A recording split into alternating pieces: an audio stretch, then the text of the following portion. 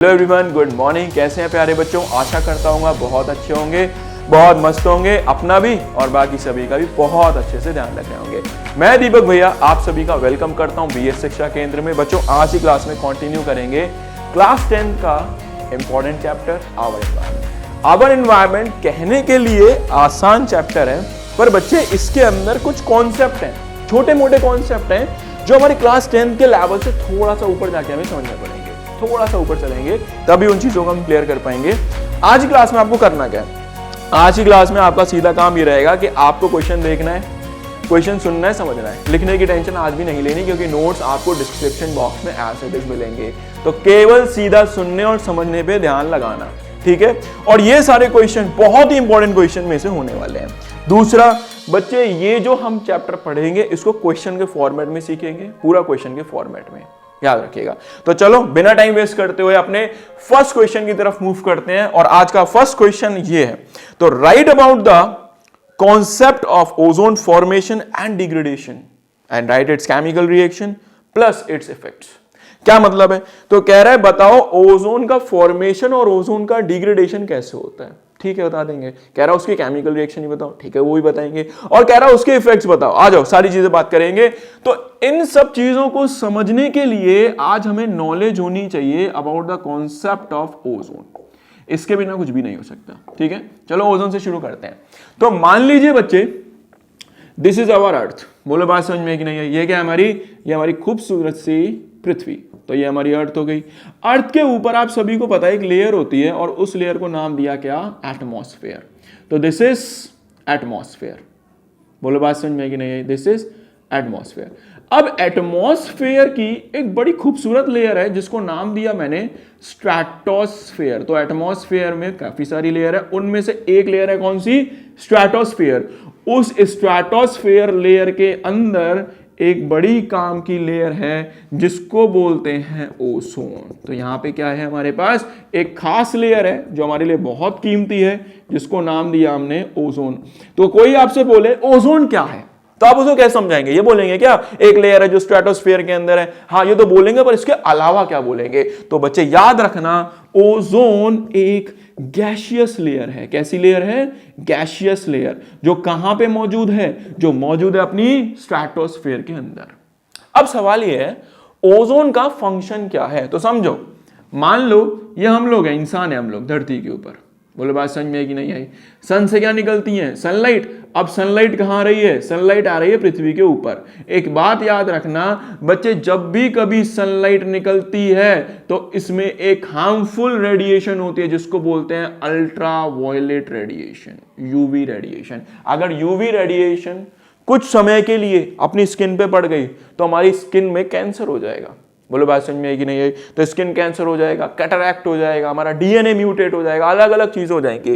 तो इससे बचने के लिए भगवान को पता था कि सूरज की किरणों में यूवी रेडिएशन है और इंसान को खतरा है। तो उससे बचने के लिए भगवान ने हमें एक लेयर दे दी स्ट्रैटोस्फीयर के अंदर। कौन सी लेयर? ओजोन लेयर, जो कि कैसी लेयर है? गैसियस लेयर है, जो क्या काम करेगी? यूवी रेडिएशन को फिल्टर करने का काम करेगी। और धरती के ऊपर कैसी लाइट भेजेगी बच्चे? धरती के ऊपर भेजेगी प्योर सनलाइट। बोलो बात समझ में आई कि नहीं आई? अब सवाल यह है कि ओजोन का मॉलिक्यूलर फॉर्मूला क्या है? तो याद रखना ओजोन का मॉलिक्यूलर फॉर्मूला है O3। कहां पे मौजूद होती है ये? स्ट्रैटोस्फीयर में। तो कहां प्रेजेंट है? इन स्ट्रैटोस्फीयर। ठीक है, बोलो इतनी बात समझ में आई कि नहीं आई? बहुत बढ़िया।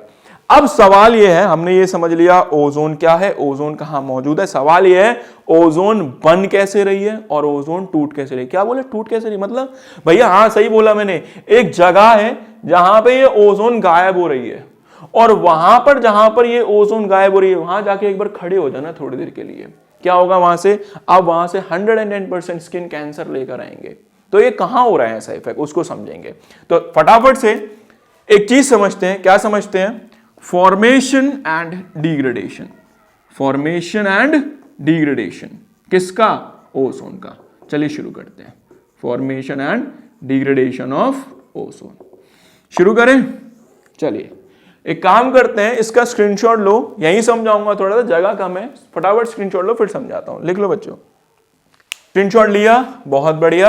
आइए अब शुरू करते हैं। यहां पे हमारी हेडिंग पड़ेगी फॉर्मेशन एंड डिग्रेडेशन, कि एक्चुअल में ओजोन का फॉर्मेशन एंड ओजोन का डिग्रेडेशन चल कैसे रहा है, ओजोन बन कैसे रही है और ओजोन टूट कैसे रही है। इन दो बातों को सीखते हैं, ध्यान सुनना।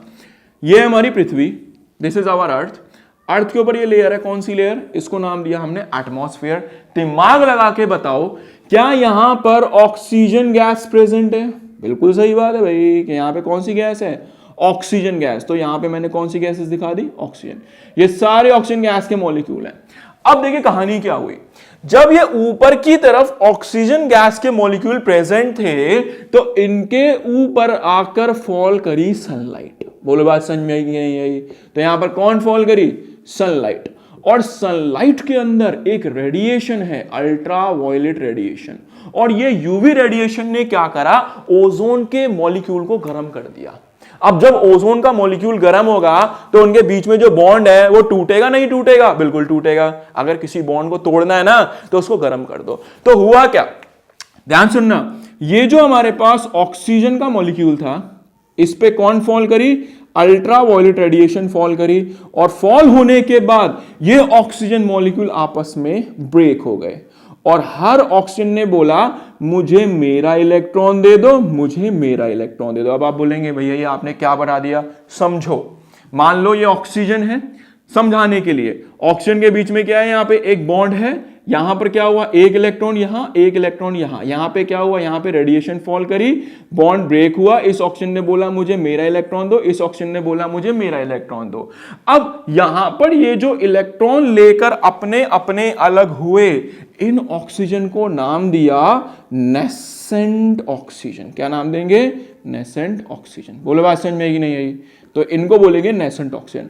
और नेसेंट ऑक्सीजन बहुत ही ज्यादा रिएक्टिव होती है, हद से ज्यादा रिएक्टिव। बेटा एक बात याद रखना, यहां पे सिंगल बॉन्ड नहीं है, ऑक्सीजन के बीच में डबल बॉन्ड होता है। ये तो समझाने के लिए बताया कि जब बॉन्ड ब्रेक होगा तो अपने अपने इलेक्ट्रॉन लेके साइड में हो जाएंगे, तो ऐसा कुछ होगा। तो डायरेक्ट रट्टा मार लो, ओजोन का मॉलिक्यूल है, यहां से क्या हुआ, O2 का मॉलिक्यूल है, O2 का मॉलिक्यूल अल्ट्रावायलेट रेडिएशन की वजह से टूटा और अपना अपना इलेक्ट्रॉन लेके कहां हुए, साइड हो गए। अब आगे कहानी, अब क्या हुआ, यहां पर बहुत सारे जो ऑक्सीजन के मॉलिक्यूल हैं वो कैसे टूट रहे हैं, oxygen plus nascent oxygen, oxygen plus nascent oxygen, oxygen plus nascent oxygen. दिख रहा है आप सभी को, बहुत बढ़िया। अब क्या हुआ, ये जो नेसेंट ऑक्सीजन है ये बहुत ही ज्यादा रिएक्टिव है, दे आर हाईली रिएक्टिव। और जब ये हाई रिएक्टिव होते हैं तो ये नेसेंट ऑक्सीजन मूव करके किसके पास चले जाते हैं, ऑक्सीजन मॉलिक्यूल के पास चले जाते हैं। तो देखना, ऑक्सीजन का मॉलिक्यूल जब किसके साथ टकराएगा, नेसेंट ऑक्सीजन के साथ टकराएगा, तो किस चीज का फॉर्मेशन होगा, O3 का फॉर्मेशन होगा, जिसको बोलते हैं ओजोन। बोलो बात समझ में आई कि नहीं आई? और धीरे धीरे धीरे धीरे जैसे ये कन्वर्ट हुआ, किस में कन्वर्ट हुआ, O3 में। देखो O3 बनती जा रही है, O3 बनती जा रही है, O3 बनती जा रही है, O3 बनती जा रही है। अरे पहला पॉइंट समझ में आया। दूसरा, ये जो रिएक्शन है बच्चे, ये एक रिवर्सिबल रिएक्शन है, मतलब यहां से यहां और यहां से यहां इंटर कन्वर्टेबल रहेगा, आपस में इससे ये बनेगा और इससे ये बनेगा। और ये जो रिएक्शन आपने सीखी, हमने इसमें क्या बनाया, ओजोन बनाया, इसलिए हम इस रिएक्शन को क्या नाम देते हैं, this is a formation reaction. तो ये कौन सी हो गई, ओजोन का फॉर्मेशन हो गया। पहला पॉइंट क्लियर है। अब करेंगे इसका डिग्रेडेशन, कि एक्चुअल में ये ब्रेक कैसे हो रही है, और फिर सिखाता हूं इसका हार्मफुल इफेक्ट। तो यही सिखाता हूं इसका डिग्रेडेशन। देखिए, तो आप सीखेंगे इसका डिग्रेडेशन। तो डिग्रेडेशन कैसे हो रहा है, डिग्रेडेशन का मतलब ओजोन का ब्रेक डाउन।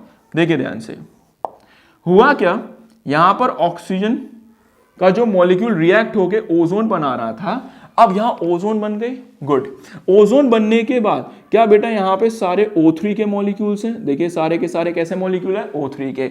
अब क्या सनलाइट इनके ऊपर फॉल नहीं करेगी, तो सनलाइट इनके ऊपर भी फॉल करेगी। और जब सनलाइट O3 के ऊपर फॉल करेगी, यहां पर जब सनलाइट O3 के ऊपर फॉल करेगी, तो क्या सनलाइट ओजोन मॉलिक्यूल को गर्म करेगी नहीं करेगी, डेफिनेटली करेगी। और जब मॉलिक्यूल गर्म होगा तो गर्म होने के बाद बॉन्ड ब्रेक होंगे, तो जिनसे ये जुड़ के बना था वो वापस से क्या हो जाएंगे, ऑक्सीजन प्लस नेसेंट ऑक्सीजन के फॉर्म में कहां निकल जाएंगे, बाहर की तरफ निकल जाएंगे। बोलो बात समझे क्या नहीं? तो सिंपल कहने का मतलब है, इनसे ये और इनसे ये बनना टूटना चालू रहता है और इस वजह से पूरे एटमॉस्फेयर के अंदर ओजोन का बैलेंस बना रहता है। पर कहानी स्टार्ट हुई अब। क्या कहानी स्टार्ट हुई?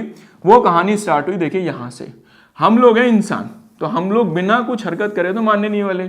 तो हम लोगों ने क्या करा, रेफ्रिजरेटर बनाया, फ्रिज बनाया, एसी बनाए। तो अब हमने क्या करा, उन एसी के अंदर हमने गैस का इस्तेमाल करा CFCS, क्लोरोफ्लोरोकार्बन। और इस गैस की खास बात ये थी कि बेटा अगर ये लीक हो जाए तो लीक होने के बाद हवा के अंदर एक क्लोरीन का फ्री रेडिकल रिलीज कर देती है। टेंशन नहीं लेनी है, ये क्या लिखा, आपको केवल इतना याद रखना है कि CFCS, क्लोरोफ्लोरोकार्बन नाम की जो गैस है, वो लीक होने के बाद एयर में क्या रिलीज कर देती है, क्लोरीन और उसका एक इलेक्ट्रॉन, और इसको बोलते हैं क्लोरीन फ्री रेडिकल। क्या नाम देंगे, क्लोरीन फ्री रेडिकल। और ये भी कैसा है, ये भी बहुत ज्यादा रिएक्टिव है, हाईली रिएक्टिव। तो अब हुआ क्या, यहां पर नीचे से क्लोरीन का फ्री रेडिकल भी पहुंच गया। अब जब यहां पर क्लोरीन का फ्री रेडिकल पहुंचा, होना क्या चाहिए था, इन दोनों को जुड़ के वापस O3 बनाना चाहिए था। देखो यहां से क्या हुआ, इन दोनों को जोड़ा, O3 बना, O3 टूटा, ये बना, मतलब ये बनना और ये टूटना बराबर है। पर दिक्कत यहां पे आई, जब ये क्लोरीन का फ्री रेडिकल वहां पहुंच गया तो कहानी ये हुई, ये क्लोरीन का फ्री रेडिकल गया और जाने के बाद अपर एटमॉस्फेयर में पहुंच गया और यहां पे प्रोसेस में छेड़छाड़ कर रहा है। क्या छेड़छाड़ कर रहा है, देखना, ये क्लोरीन का फ्री रेडिकल पहुंच गया यहां और पहुंचने के बाद इसने ऑक्सीजन को पकड़ लिया। बात क्लियर है कि नहीं है, ध्यान दीजिएगा वहां पे। तो बच्चे जब भी कभी क्लोरीन का फ्री रेडिकल और ऑक्सीजन का फ्री रेडिकल आमने सामने आएंगे तो दो इलेक्ट्रॉन मिलकर बनाते हैं एक बॉन्ड, सिंगल बॉन्ड का फॉर्मेशन होता है और इसको नाम दिया हाइपोक्लोराइट। क्या नाम दिया, हाइपोक्लोराइट। और ये क्लोरीन जाकर ऑक्सीजन को पकड़ के बैठ गया। अब जब इसको पकड़ के बैठ जाओगे तो ऑक्सीजन किसके साथ रिएक्ट करेगा, क्या O3 बनेगा, नहीं बनेगा। पर O3 का टूटने का काम लगातार चालू है। तो O3 टूटे तो जा रही है लेकिन बेचारी बन नहीं पा रही है क्योंकि क्लोरीन वहां पे किसको लेके बैठ गया, नेसेंट ऑक्सीजन को लेके बैठ गया। और ये काम किसने करा, ये काम करा एक गैस ने जिसका नाम है CFCS। ठीक है, तो CFCS को बोलेंगे क्या, यहां लिख देता हूं, CFCS को बोलेंगे क्लोरो फ्लोरो कार्बन। बोलो बात समझ में आई कि नहीं आई। और इसकी वजह से धीरे धीरे धीरे धीरे धीरे धीरे ओजोन टूटती रही लेकिन बन नहीं पा रही थी। तो ओजोन टूटते टूटते टूटते टूटते एक होल क्रिएट हुआ जहां से ओजोन कंप्लीटली वैनिश हो गई, हमेशा के लिए खत्म हो गई। और उस जगह को बोलते हैं एंटार्क्टिका। हाँ जी, एंटार्क्टिका में ही ओजोन का डिप्लीशन दिखाई दे रहा है। वहां पर ओजोन कंप्लीटली गायब हो चुकी है क्योंकि वहां पर क्लोरीन का फ्री रेडिकल पहुंच गया, नेसेंट ऑक्सीजन को पकड़ के बैठ गया और O2 जुड़ नहीं पाया, जिसकी वजह से O3 का फॉर्मेशन नहीं हो पा रहा था। लेकिन O3 सनलाइट की वजह से टूटती जा रही थी। अब बच्चे के मन में सवाल आएगा, क्या सर इससे तो ऑक्सीजन लेवल बढ़ रहा है। हाँ भाई बढ़ रहा है, लेकिन उससे फायदा क्या हो रहा है, यूवी रेस डायरेक्टली सनलाइट की जितनी भी है हमारी धरती पे आएंगी और हम लोगों को स्किन कैंसर हो जाएगा। तो उससे फायदा क्या हो रहा है, कोई फायदा नहीं है, इवन उससे नुकसान ही हो रहा है। बोलो बात समझ में आई कि नहीं आई। तो ये पूरा कॉन्सेप्ट है फॉर्मेशन एंड डिग्रेडेशन का, किसका, ओजोन का, और यही उसकी केमिकल रिएक्शन है। याद रहेंगे बच्चों, बहुत बढ़िया। अब सीखेंगे इसके इफेक्ट्स और हम गवर्नमेंट ने क्या करा वो सीखेंगे। तो फटाफट से इसका स्क्रीनशॉट लो, फिर आगे बढ़ते हैं। लिख लो बच्चों, स्क्रीनशॉट लिया आप सभी ने, बहुत बढ़िया। चलिए अब आगे बढ़ते हैं और अब देखेंगे कि गवर्नमेंट ने क्या एक्शन लिए। तो गवर्नमेंट ने क्या करा, 1987 में जब गवर्नमेंट को लगा कि अब हद से ज्यादा यूज हो रहा है किसका, CFCS का, और ओजोन की डिप्लीशन हो रही है, तो उन्होंने एक प्रोग्राम लॉन्च किया। क्या प्रोग्राम लॉन्च किया, यूनिप। तो यूनिप नाम का प्रोग्राम लॉन्च किया। क्या है UNEP, United Nations environment programme, environment programme. तो इन्होंने क्या किया बच्चों, एक कम्युनिटी बनाई और उस कम्युनिटी में एक निर्णय लिया, एक डिसीजन लिया और बोला आज से हम लोग CFCS नाम की गैस का कंप्लीटली बैन करते हैं। तो आज से हम इस गैस को इस्तेमाल नहीं करेंगे, कंप्लीटली बैन करेंगे। अब आप बोलेंगे भैया ये कहाँ पे इस्तेमाल हो रही थी, थोड़ा हिंट दीजिए। तो बेटा ये जो CFCS नाम की जो गैस थी, ये इस्तेमाल कर रहे थे हम AC के अंदर, रेफ्रिजरेटर के अंदर। तो उसके बाद इसका कंप्लीटली बैन कर दिया गया, क्योंकि ये हार्मफुल इफेक्ट कॉज कर रही थी। और वो हार्मफुल इफेक्ट क्या था? वो था ओजोन का डिप्लीशन। सवाल ये है, ओजोन डिप्लीट अगर हो भी गई तो हम पे क्या इफेक्ट आएगा? तो बच्चे हम पर इफेक्ट ये आएगा। इफेक्ट क्या आएंगे वो देखना, हार्मफुल इफेक्ट्स। तो पहला हार्मफुल इफेक्ट ये आएगा कि हमारी बॉडी में एक प्रॉब्लम दिखाई देगी, स्किन कैंसर। बोले बात समझ में है कि नहीं आई? चमड़ी का कैंसर, चर्म कैंसर हो जाएगा, स्किन पे कैंसर हो जाएगा। दूसरा कैटरैक्ट हो जाएगा। अब ये कैटरैक्ट क्या है? मोतियाबिंद। बोले बात क्लियर है कि नहीं है? थर्ड प्रॉब्लम क्या दिखाई देगी? हमारा जो डीएनए है वो म्यूटेट हो जाएगा। मुझे भी नहीं पता कि डीएनए म्यूटेट होने के बाद किस चीज का फॉर्मेशन होगा, क्या चीज बन जाएगी। तो ये प्रॉब्लम्स हैं। अगर डायरेक्ट सन की रेडिएशन बिना फिल्टर हुए धरती के ऊपर आई तो ये सारी प्रॉब्लम हमें फेस करनी पड़ेगी। समझ में आया? आसान था ना ओजोन? तो एक काम करो, फटाफट इसका स्क्रीनशॉट लो। सेकंड क्वेश्चन की तरफ मूव करते हैं। अब सारे क्वेश्चन आसान है, ठीक है? चलो स्क्रीनशॉट लो बच्चों। स्क्रीनशॉट लिया बच्चों, बहुत बढ़िया। अब देखिए सेकंड क्वेश्चन क्या कहता है। सेकंड क्वेश्चन ये कहता है, write the steps involve during a waste management programme या वेस्ट मैनेजमेंट प्रोसेस। तो ये कह रहा है कि हमें वेस्ट को मैनेज करने के लिए कौन कौन से स्टेप्स लेने चाहिए या हम कौन कौन से स्टेप्स का इस्तेमाल करते हैं, तो उनकी बातें करते हैं। आइए फटाफट शुरू करते हैं। तो देखो, इसको समझने के लिए हमारे पास सबसे पहले समझना पड़ेगा व्हाट इज अ वेस्ट। तो बेटा हमारे पास दो तरीके के वेस्ट हैं।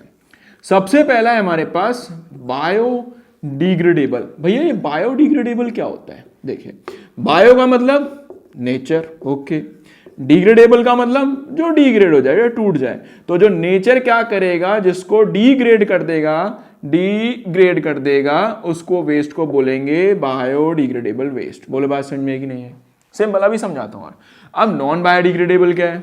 तो सेकंड टाइप का है हमारे पास नॉन बायोडिग्रेडेबल। तो नॉन बायोडिग्रेडेबल वेस्ट वो है जो नेचर डिग्रेड नहीं कर पाता, नेचर के अंदर वो डिग्रेड नहीं हो सकता। तो उस तरह के वेस्ट को बोलेंगे नॉन बायोडिग्रेडेबल वेस्ट। क्या है समझो। मान लो कि मेरे पास एक लीफ है, पत्ती है पेड़ की। तो ये हो गई मेरे पास एक लीफ। ये लीफ क्या करती है? मेरी सॉइल में गिर जाती है। ये हो गई मेरी सॉइल, ठीक है भाई, सॉइल में यहां पे गिर गई। अब गिरने के बाद इसके ऊपर छोटे छोटे माइक्रो ऑर्गेनिज्म आएंगे, वो इस पे अटैक करेंगे और अटैक करने के बाद इस पे डाइजेस्टिव एंजाइम रिलीज करेंगे और वो डाइजेस्टिव एंजाइम समय के साथ इसको डिसॉल्व कर देंगे और पूरी लीफ जमीन के अंदर गायब हो जाएगी, हमें पता भी नहीं चलेगा, हो गया खत्म। तो इस तरह के वेस्ट को बोलेंगे बायोडिग्रेडेबल वेस्ट। वहीं पे नॉन बायोडिग्रेडेबल वेस्ट क्या होता है? मान लो मैंने ले लिया प्लास्टिक। क्या ले लिया? प्लास्टिक, या प्लास्टिक की एक बोतल ले ली। अगर इस प्लास्टिक की बोतल को मैंने जमीन में डाल दिया, सॉइल में डाल दिया, तो सॉइल में डालने के बाद बैक्टीरिया कितना भी डाइजेस्टिव एंजाइम अटैक करा दे, ये कभी भी डिग्रेड नहीं होगी। इस तरह के वेस्ट को बोलते हैं नॉन बायोडिग्रेडेबल। और यही एक कारण है फ्लड आने का, सबसे इंपॉर्टेंट कारण। कैसे आता है फ्लड? थोड़ा सा हिंट देता हूं। मान लो ये हमारा प्लैनेट है अर्थ, ठीक है, ये इसकी टॉप लेयर हो गई। बोलो बात समझ में आई कि नहीं आई? मैंने क्या करा, इस प्लास्टिक से बचने के लिए मैंने प्लास्टिक यहां से मट्टी हटाई और मट्टी हटाने के बाद सारी प्लास्टिक यहां पे दफन कर दी। अब हुआ क्या? ऊपर से क्या होगी? बारिश होगी। तो यहां से हो रही है बारिश, देखो यहां से पानी गिर रहा है। अब होना क्या चाहिए? सारा पानी कहां जाना चाहिए? जमीन में जाना चाहिए ना, ग्राउंड में जाना चाहिए, लेकिन नहीं जा पा रहा है। क्यों नहीं जा पा रहा है? क्योंकि ऊपर तो प्लास्टिक है और प्लास्टिक को वाटर पेनिट्रेट नहीं कर सकता, इसलिए फ्लड आने के चांसेस बहुत ज्यादा बढ़ जाते हैं। खैर छोड़ो, ये तो बिल्कुल ही अलग कॉन्सेप्ट है, तो इससे वापस आते हैं। तो याद रखना हमारे पास दो तरीके वेस्ट है, बायोडिग्रेडेबल एंड नॉन बायोडिग्रेडेबल। अब नॉन बायोडिग्रेडेबल जब ये डाइजेस्ट नहीं हो सकता तो क्या इसको ऐसे ही छोड़ दें? नहीं भाई। तो हम लोगों ने इसके लिए एक प्रोग्राम बनाया, एक स्टेप्स बनाए, जिनको बोलते हैं 3R। वो 3R कौन कौन से हैं? पहला है रिड्यूस, दूसरा है reuse and the last one is recycle. तो हमारा जो थर्ड स्टेप है वो क्या है हमारा रीसाइकल। तो हमें ये 3 स्टेप्स लेने हैं, रिड्यूस, रीयूज एंड रीसाइकल। समझिए क्या है रिड्यूस का मतलब। रिड्यूस का मतलब है ऐसे समझो, मान लो ये मेरे पास पानी की बोतल है, बोलो बात समझ में आई कि नहीं है। अब इस पानी की बोतल की मुझे अभी कोई इतनी नीड नहीं है, मुझे लग रहा है यार ये नेचर में बहुत ज्यादा हार्मफुल है, तो एक काम करेंगे, इसका जो यूज है वो कम कर देंगे, इसकी प्रोडक्शन जो है वो कम कर देंगे, इसको बोलेंगे रिड्यूस। बोलो बात समझ में आई कि नहीं आई। तो रिड्यूस में क्या करेंगे, किसी की भी मैन्युफैक्चरिंग को जिसका यूज हमारे लिए हार्मफुल था उसका हमारा बनाना कम कर देंगे, उसका बनना कम कर देंगे। That is a reduce. Reuse का मतलब क्या है, रीयूज का मतलब है मान लो मैंने इसमें सारा पानी पी लिया, सारा पानी पीने के बाद अब ये बोतल किसी काम की नहीं, मैं इसको फेंक दूंगा, नहीं। रीयूज में क्या करना है, इसमें दोबारा से पानी भरना और इसको कंज्यूम करना है, that is a reuse. Recycle में क्या होता है, मान लो कि मैंने पानी पिया और इसको पूरा सा ऐसे कचूमड़ बनाया और फेंक दिया, अब ये जाएगी कहां पे, जहां इसकी मैन्युफैक्चरिंग यूनिट है, कबाड़ी वाला आएगा वो लेगा, मैन्युफैक्चरिंग यूनिट तक पहुंचाएगा और मैन्युफैक्चरिंग यूनिट क्या करेगी, इसको वापस एक नई बोतल बनाकर तैयार करके देगी। बोले बात समझ में आई कि नहीं है। तो इसको बोलते हैं रिसाइकल। तो ये नेचर में नहीं गई, वापस लौटकर मेरे पास ही आई और इससे हमने क्या क्रिएट किया, नॉन बायोडिग्रेडेबल वेस्ट को मैनेज किया। तो ये तरीका याद रखना कि किस तरीके से नॉन बायोडिग्रेडेबल वेस्ट को मैनेज करते हैं। पहला क्या करेंगे, रिड्यूस, उसका यूज कम कर देना है। रीयूज का मतलब है उसको वापस से इस्तेमाल कर लेना है। और रिसाइकलिंग का मतलब क्या है, जो मैन्युफैक्चरिंग इंडस्ट्रीज होती हैं जहां पे ये चीजें बनती हैं वो वापस से उसको हमें साइकिल करके दे देगी, नया क्रिएट करके दे देगी। एंड यहां पे हमारा ये क्वेश्चन भी एंड हुआ। समझ में आया। फटाफट स्क्रीनशॉट लो, फिर थर्ड क्वेश्चन में बढ़ते हैं। स्क्रीनशॉट लो बच्चों, स्क्रीनशॉट लिया बच्चों आपने, बहुत बढ़िया, आई थिंक स्क्रीनशॉट ले लिया होगा। आइए आप क्वेश्चन नंबर 3 की तरफ मूव करते हैं और देखिए क्वेश्चन नंबर 3 क्या कहता है। क्वेश्चन नंबर 3 ये कहता है right about the concept of 10% law. तो हमें कहता है 10% लॉ का कॉन्सेप्ट समझा दो। देखो तो 10% लॉ के कॉन्सेप्ट को समझने के लिए आपको एक चीज समझनी पड़ेगी। 10% लॉ का कॉन्सेप्ट समझेंगे फटाफट से, देखिए क्या है। तो इसको समझने के लिए ये समझो, मान लो दिस इज अवर अर्थ, तो ये क्या है, हमारी खूबसूरत सी पृथ्वी, अर्थ। अर्थ के ऊपर एक लेयर है जिसको नाम दिया हमने, इसको बोलते हैं बच्चे एटमॉस्फेयर। तो इसको क्या नाम देंगे, दिस इज एटमॉस्फेयर। ये हमारी एटमॉस्फेयर की लेयर हो गई। यहां पे हमारा सन, और सन से क्या निकल कर आ रही है, सन की रेस। तो यहां से क्या निकल कर आ रही है, सन की रेस। अब हमें पहले ये लगता था कि सूरज से मान लो कि 100 रेज निकली तो पृथ्वी के ऊपर पूरी 100 की 100 रेज आती हैं। नहीं, ऐसा कभी भी नहीं होता। अगर सूरज से 100 रेज निकली हैं तो धरती पर केवल और केवल कितनी रेज आती हैं बच्चों, केवल और केवल 50 रेज ही आ पाती हैं। दैट मींस केवल कितनी लाइट आती है, 50% लाइट ही पृथ्वी पर पहुंच पाती है। सवाल यह है ऐसा कैसे हुआ। ऐसा इसलिए हुआ कि जब सूरज की किरणें धरती के ऊपर पड़ती हैं तो ये जो एटमॉस्फेयर की लेयर है ये एक शीशे की तरह एक्ट करती है, ग्लास की तरह एक्ट करती है और मिरर की तरह एक्ट करती है और लाइट को क्या कर देती है, रिफ्लेक्ट कर देती है। तो जैसे सूरज की लाइट रेज आई ऊपर अपर एटमॉस्फेयर ने क्या करा, उन लाइट रेज को रिफ्लेक्ट कर दिया और कहां भेज दिया, वापस ब्रह्मांड में भेज दिया। अब जो बची कुची लाइट है जो धरती के ऊपर आई उस लाइट को एक नाम दिया और उस लाइट को बोला हम लोगों ने पार, PAR। क्या है ये, फोटो सिंथेटिक एक्टिव रेडिएशन। तो याद रखना this is photo synthetic active radiation, जो कितनी होती है, जो होती है अराउंड ऑफ 50%। बात समझ में आई कि नहीं आई बेटा। तो याद रखना केवल 50% लाइट ही हमारी सूरज से पृथ्वी तक पहुंच पाती है और बाकी सारी लाइट रिफ्लेक्ट होकर कहां चली जाती है, वापस स्काई में चली जाती है, ब्रह्मांड में चली जाती है। अब आते हैं थोड़ा सा आगे। अब हमारे पास एक चीज है जिनको बोलते हैं हम प्लांट्स, पेड़ पौधे। तो ये प्लांट्स क्या करेंगे, इस 50% में से केवल 5 से 10% लाइट का इस्तेमाल करेंगे, ओनली 5 से 10% लाइट का इस्तेमाल करेंगे और यूज करने के बाद एक चीज का निर्माण करते हैं and that is a food और एनर्जी। तो इन शॉर्ट एक कहानी समझनी है। वो कहानी क्या समझनी है? स्टोरी ये समझनी है कि अर्थ के ऊपर सन की कभी भी पूरी लाइट रेज नहीं आती। Most of the light rays reflect होकर कहां चली जाती हैं? वापस ब्रह्मांड में चली जाती हैं। जो लाइट आई पृथ्वी के ऊपर उसको बोलेंगे पार, और वो कितनी होती है? 50%। और उस 50% में से भी प्लांट केवल कितनी इस्तेमाल करता है? 5 से 10% ही इस्तेमाल करता है। और क्या प्रिपेयर करेगा? फूड और एनर्जी का प्रिपरेशन करेगा और पूरे लाइफ को सस्टेन करेगा। पृथ्वी पे जितने भी जीव हैं इस 5 से 10% लाइट में जी जाते हैं। कैसे जिएंगे? आओ समझो। पहला पॉइंट समझ में आया कि पेड़ कितना इस्तेमाल करने वाला है? पेड़ केवल इस्तेमाल करने वाला है 5 से 10%। अब एक अजम्पशन मान लेते हैं थोड़ी देर के लिए कि मान लीजिए जो पेड़ ने 5 से 10% लाइट का इस्तेमाल किया और इसने एक फूड प्रिपेयर किया, एक एनर्जी प्रिपेयर करी, वो कितनी है? मान लो वो है 10,000 जूल अराउंड ऑफ। कितनी प्रिपेयर करके दी हमें? इसने 10,000 जूल के हिसाब से प्रिपेयर करके दी।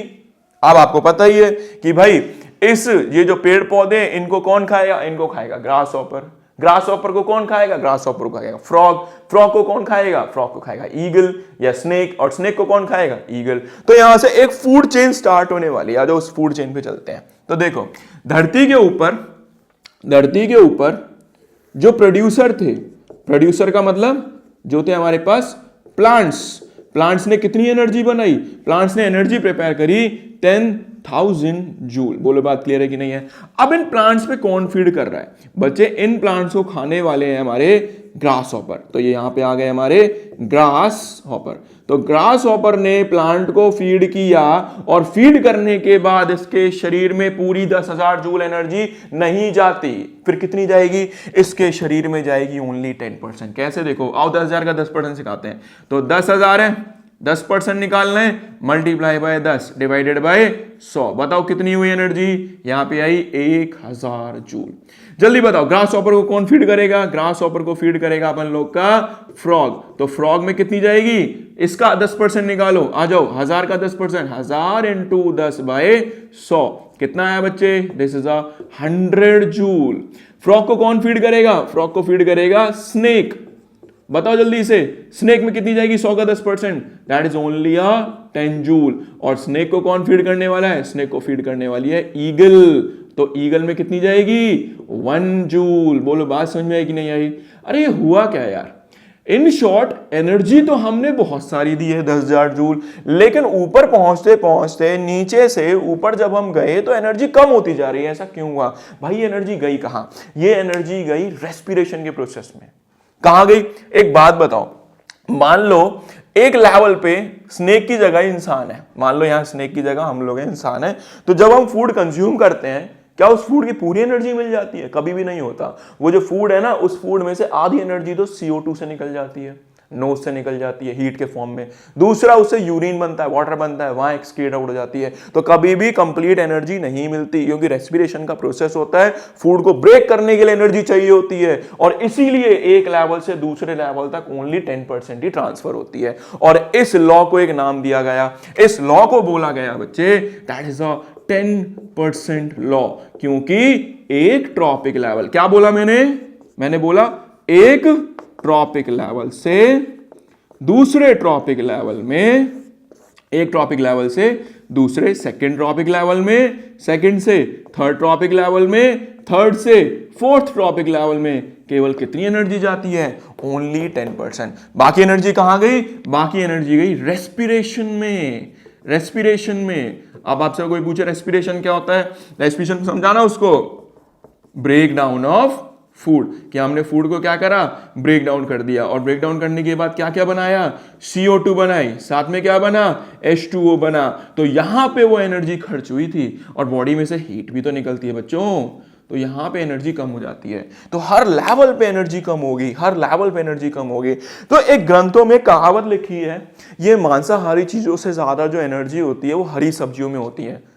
देखो आपके सामने है, प्रोड्यूसर्स जो प्लांट है, ये हमारे क्या है? वही हरी सब्जियां हैं। तो इनके अंदर एनर्जी कितनी है? 10,000 जूल। और जो लोग इनको कंज्यूम करते हैं उनमें एनर्जी कितनी हो जाती है? Only 1 joule.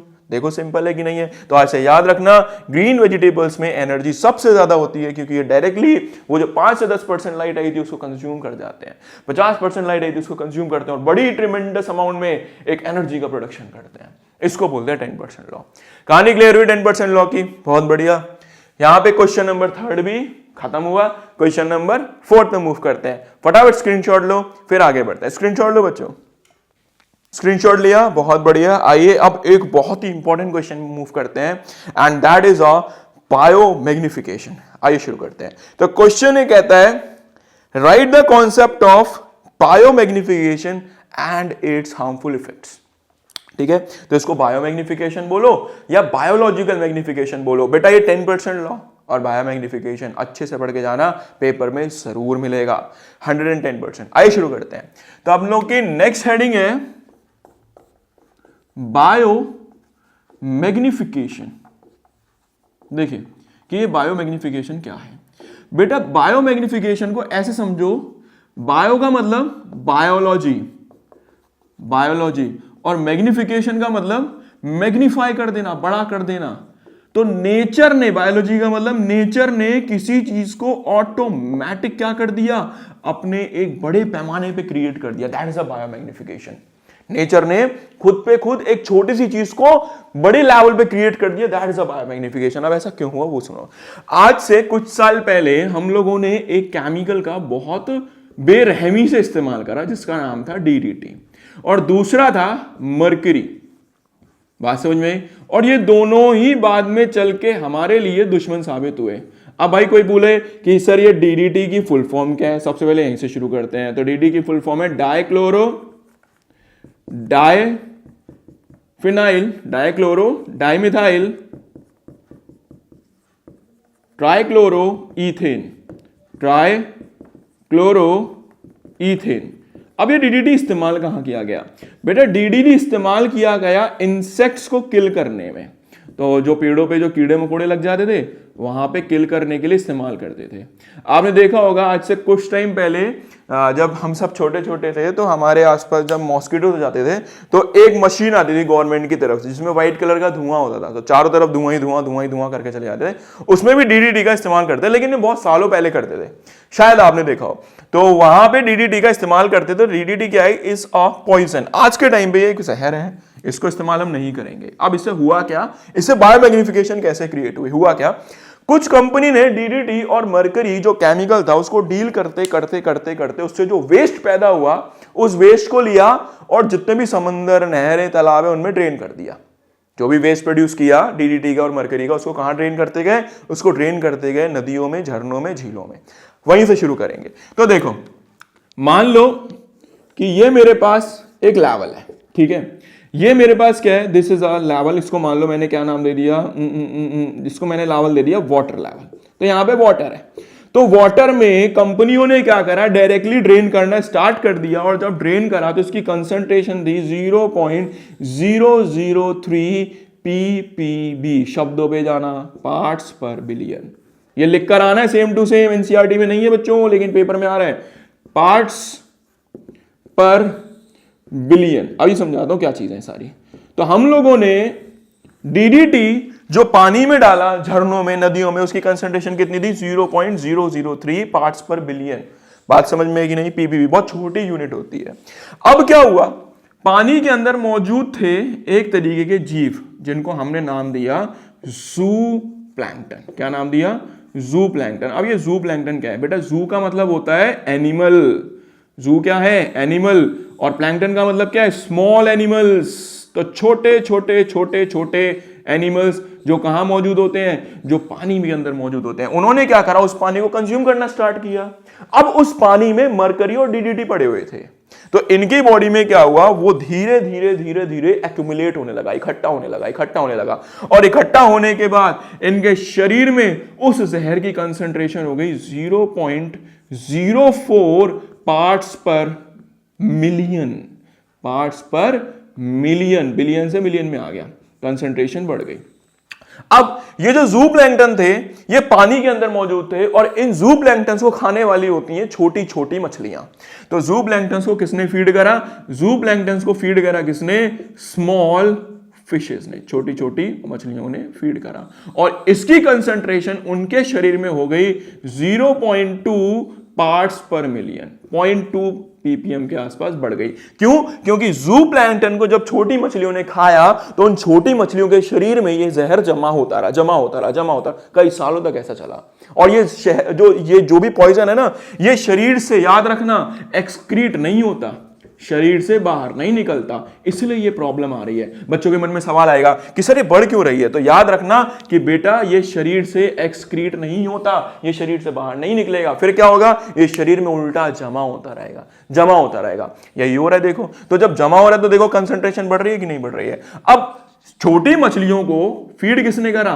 फीड करा हमारी लार्ज फिशेस ने, बड़ी मछलियों ने फीड करा। और जब बड़ी मछलियों ने फीड करा तो इसकी कंसंट्रेशन हो गई 2 ppm, और बढ़ गई 2 ppm के आसपास। अब जब बड़ी मछलियों की मौत हुई, या इनको जब किसने खाया? जो फिश ईटिंग बर्ड्स है उन्होंने कंज्यूम करे, मान लो जिन्होंने ईगल ने कंज्यूम करा, तो ईगल के केस में ये पहुंच गई 25 ppm ऑटोमेटिक। शुरू करा था 0.03 ppb से और पहुंच गई 25 ppm तक। और इस हद तक लेवल कहां तक बढ़ा? इनके अंदर कहां तक बढ़ गया? ईगल्स के अंदर इस हद तक ये लेवल बढ़ गया। अब सवाल ये है कि इससे कोई इफेक्ट क्रिएट हुआ क्या? भाई साहब बहुत गंदा इफेक्ट हुआ। वो क्या हुआ? जब ये 25 ppm तक ईगल के अंदर पहुंचा या बर्ड्स के अंदर पहुंचा, तो बर्ड्स के जो अंडे थे उनके अंदर देखा गया कि वो एकदम थिन हो गए। जो उनके जो ऊपर हार्ड शेल होता है ना, वो शेल किसका बना होता है? वो शेल बना होता है कैल्शियम का। तो नोटिस ये हुआ, देखा ये गया कि बर्ड्स के अंदर ये कैल्शियम मेटाबॉलिज्म रुक गया। तो अब बच्चे जो पैदा हो रहे हैं, जो चिड़िया अंडे दे रही है, उसके जो अंडे हैं वो बहुत ही ज्यादा कैसे हो गए? थिन हो गए। क्यों? क्योंकि चिड़िया प्रॉपरली कैल्शियम नहीं बना पा रही है।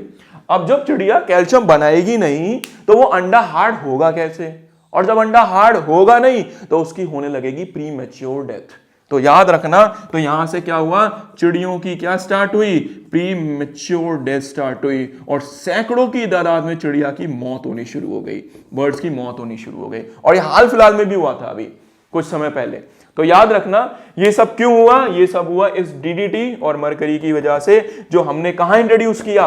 पानी में इंट्रोड्यूस किया। और पहुंचते पहुंचते कहां पहुंच गया? ईगल के अंदर पहुंच गया, बर्ड्स के अंदर पहुंच गया। और बर्ड्स के अंदर कैल्शियम का जो मेटाबॉलिज्म था वो रुक गया। अब कैल्शियम का मेटाबॉलिज्म रुकने से क्या हुआ? जो अंडे थे उनके ऊपर जो कैल्शियम की लेयर थी वो थिन हो गई और अंडे सॉफ्ट हो गए, स्पॉन्जी हो गए। और धीरे धीरे धीरे धीरे यहां पे प्रीमैच्योर डेथ होने लगेगी बर्ड्स की। ये है बायोमैग्निफिकेशन। देखो मैग्नीफाई हो रहा है, कौन मैग्नीफाई कर रहा है? नेचर मैग्नीफाई कर रहा है, इसको बोलते हैं बायोमैग्निफिकेशन। तो ये चीजें याद रखनी है। बोलो बात समझ में आई कि नहीं आई? अरे आसान था ना बच्चों? हाँ बहुत आसान था। तो ये हुआ हमारा बायोमैग्निफिकेशन भी खत्म। इसको अच्छे से याद रखना, पेपर में जरूर आएगा। सेम डायग्राम बना के आना, same diagram with same concentration, बोलना नहीं है। इसका स्क्रीनशॉट लो, अच्छे से पढ़ो, पेपर में आएगा। अगला सवाल करते हैं फिर। स्क्रीनशॉट लिया आप सभी ने, बहुत बढ़िया। अब देखिए अगला सवाल क्या कहता है। अगला सवाल कहता है what happen if all organism of one trophic level gets vanished. कह रहा है अगर एक ट्रॉपिक लेवल के सारे जीव खत्म हो जाएं तो क्या होगा? देखिए समझिए, मान लीजिए हमें यह बताना है कि ट्रॉपिक लेवल के सारे ऑर्गेनिज्म क्या हो जाएं अगर वैनिश हो जाए, थोड़ी देर के लिए साफ हो जाए, ठीक है, तो क्या होगा? देखिए मान लीजिए ये हमारी फर्स्ट ट्रॉपिक लेवल है, this is our first trophic level, जहां पे कौन है हमारे पास? जहां पे हमारे पास है स्मॉल प्लांट्स, छोटे छोटे प्लांट्स। इन प्लांट्स को कौन फीड करता है? इन प्लांट्स को फीड करने वाले हमारे पास दैट इज ग्रास हॉपर। तो इनको फीड करने वाला है हमारे पास ग्रास हॉपर।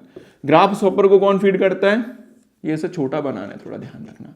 तो यहां पे इसको फ्रॉग।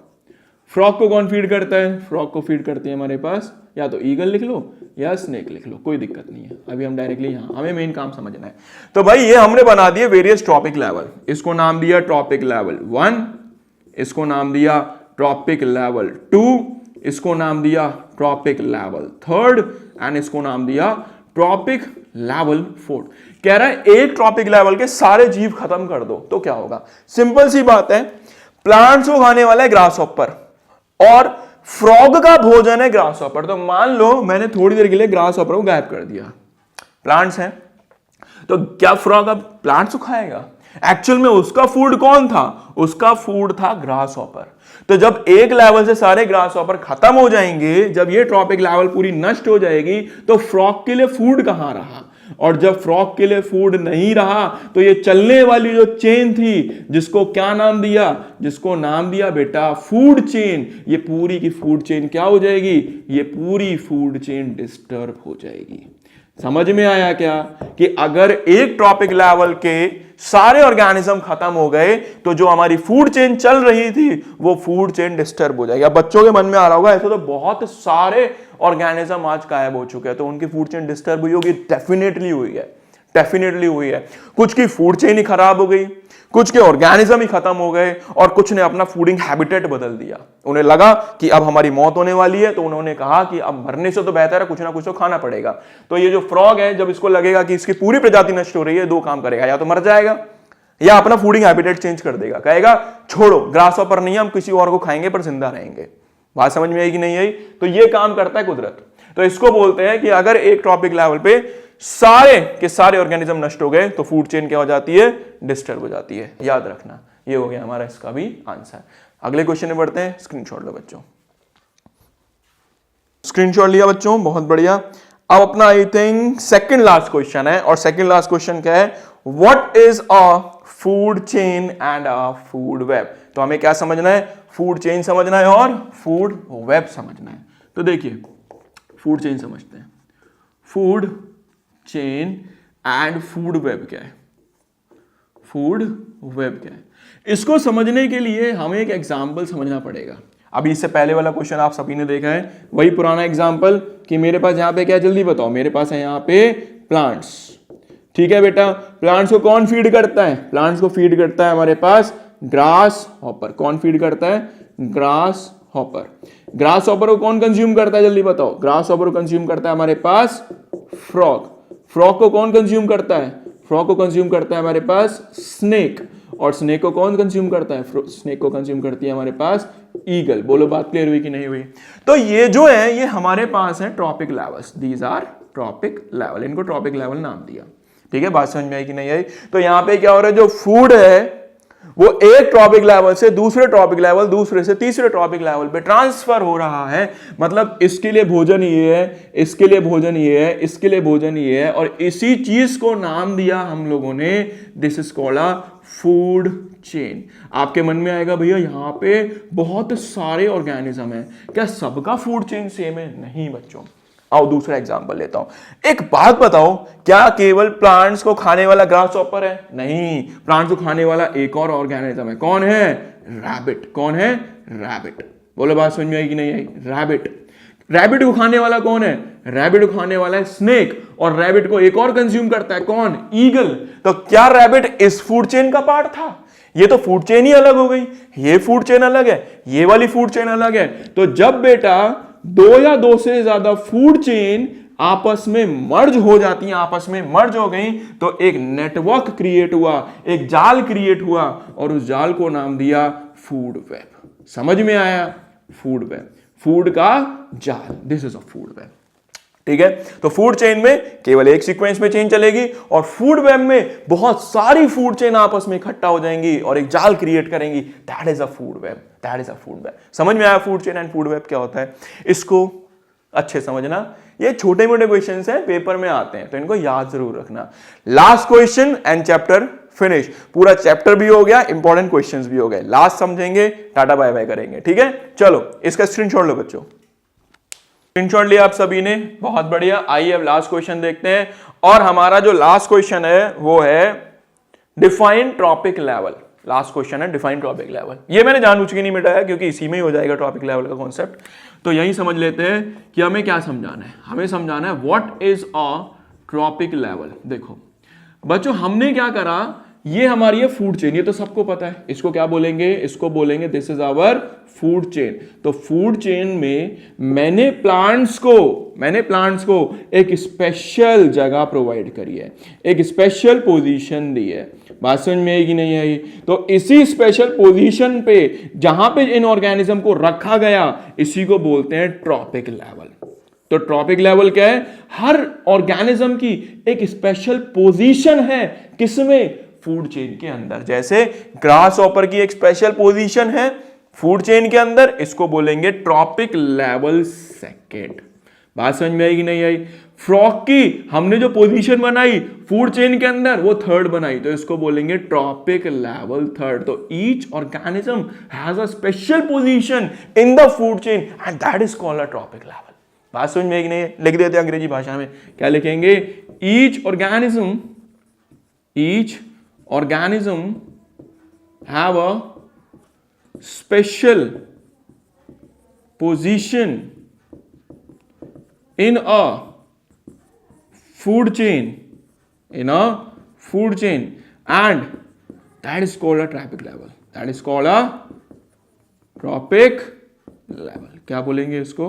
ट्रॉपिक लेवल बोलेंगे।